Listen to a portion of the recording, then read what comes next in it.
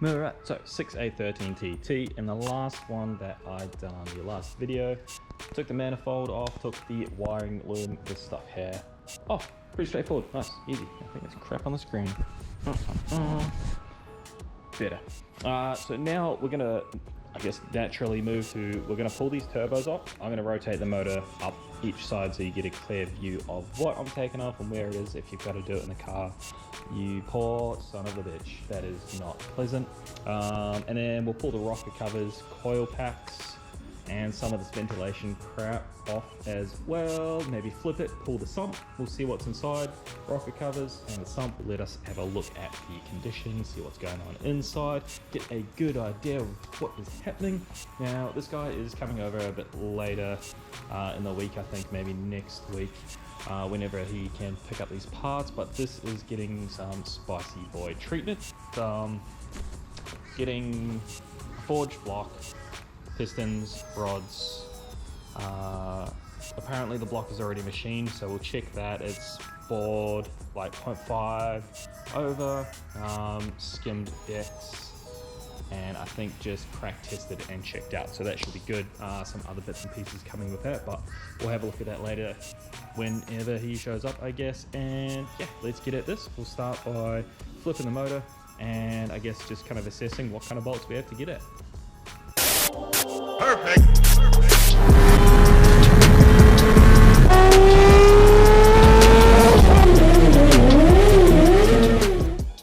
Alright, so in the last one, I kind of noticed that the camera was kind of, you know, like facing this way, a little bit further away from my hands than I had intended, but gotta learn. This is a kind of a new setup. It's strapped to my freaking forehead, so, you know, gotta learn somehow. But what do we got? We got 10, 12, 14, and 16 apparently. But that should be 17 really. There we go. 17. Beautiful. That's probably all we're gonna need for all of this stuff. We might have to swap to a spanner just to get at these nuts behind here. But other than that, shouldn't be really hard. We've got water lines, we've got oil lines, so we are probably gonna make a mess. Oh, good, not a biggie. So I'm just gonna get at it, probably do some voiceover stuff because I wanna listen to music. I do wanna compare these guys as well. Might have a look at those in a second, but let's have at it. So what we have on the OEM setup, these are waste spark, as in they waste spark. It is a waste because they are sparking on an empty cylinder. You can see obviously 3 coils, but only, you know, 3 leads, so 3 over there. 3 of the coils are direct, essentially, and it's fine. You know, it works. You could run some extra boost through it, few tasteful mods, and you're going to be fine. But this is going to be pushed a bit. We're going to run E85, so it's a denser fuel. No, the fuel isn't denser, not that I'm aware of, but the amount of fuel you add is considerably more, up to 30%, give or take. So we need more spark because we're also adding more boost with the same frame size turbo, but with the billet housing. Sorry, not billet housing, billet wheels and such, and it's been bored and ported, so we definitely need some more spark, and that's what this little kit here does. It is exactly, as you can imagine, 6 of these guys, coil on plug, so coil pack, nice, powerful. These are NGK U5002. They came with the kit. I'll go through that in another video, exactly how to install it and wire it, because it comes with a separate loom and all of that kind of stuff too. But yeah, as you'd imagine, whoop, just 6 of these, 1 on each, means you've got clean, reliable, sufficient spark for each cylinder.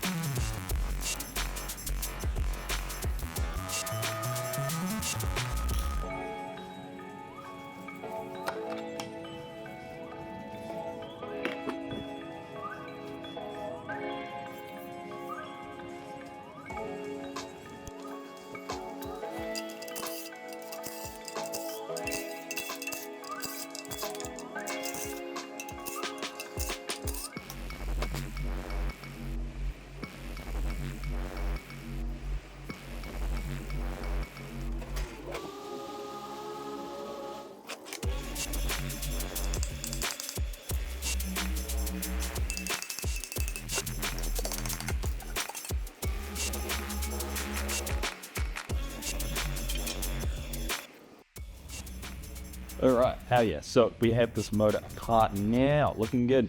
Gonna have to do some like voiceover stuff because I just kind of got into a vibe and just started working on the motor. Very straightforward, lefty loosey, righty tighty.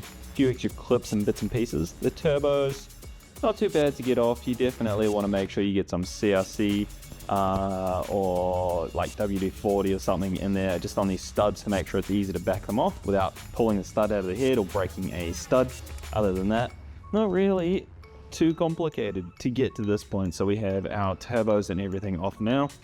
All of this stuff, you know, stock turb skis, injectors and stuff will, I guess, be next. That's kind of our next little belly trip through, you know, center of the engine there. Look at our rocker covers. Well, all of this, quite literally all of this. So yeah, looking good. Now we also had a delivery of parts, a whole engine actually. This was picked up recently for a very good price. So it's a full block, machined skimmed heads, skimmed block, oversized bores, machined honed. The crank, I'm not sure if it's spinner bearing or what is up with that. That came with it. That was part of the deal. So this guy just rebuilt his motor and then he had some issues and spinner bearing, I think I was told. But I had a quick gander and I can't see anything bad, any like kind of marks marring on this crank so far. So I'm gonna have a quick look. Maybe chuck some calipers on there and check our sizes and see if one's being machined down, but it looks good. It looks good to me. Maybe we need to run oversized bearings or something, but you can see here it's had a machinist tag. So they tag this, there's one on the block when they do the work so they don't mix parts up. So I'm thinking maybe if it had spun a bearing, right? So if it's had the bearing spun already, old mate's taken it to the shop and had it machined to get it fixed because I can't see jack on there. So maybe we need to run oversized bearings in this or something to work out. But what we did get, the main bee's knees, good stuff. We got forged pistons. So we got some CP pistons for this guy. Lovely, nice, light. Not too sure on the compression ratio or the specs of them yet. I haven't had a chance to delve in. Well, we got some spicy rods. So I'm going to say these are like Eagle rods or something. They're not actually branded. They don't have, usually you have your branding on the side. They got a few numbers, but that's usually to do with the machining of the actual rod. So we have to have a look into that to see what we actually have. We got this very nice downpipe. If you've seen the factory downpipe here, they are hideous, terrible flowing looking things. So we'll have a look at that. We'll give that a clean up, chuck that on too. And then I kind of just went back over the rest of the parts. We got our big old cams here. So she is a cammy boy. Hydraulic valve lifters, that's a thermostat. We have a larger fuel pump. We have two kinds of coil packs for this guy. So if you're not aware, you need to run two different coil packs to kind of keep this thing happy, I guess is what I'm trying to say. So what we have is these coil packs on this one. Okay. Alright. Come out, you bastard. Obviously very well seated.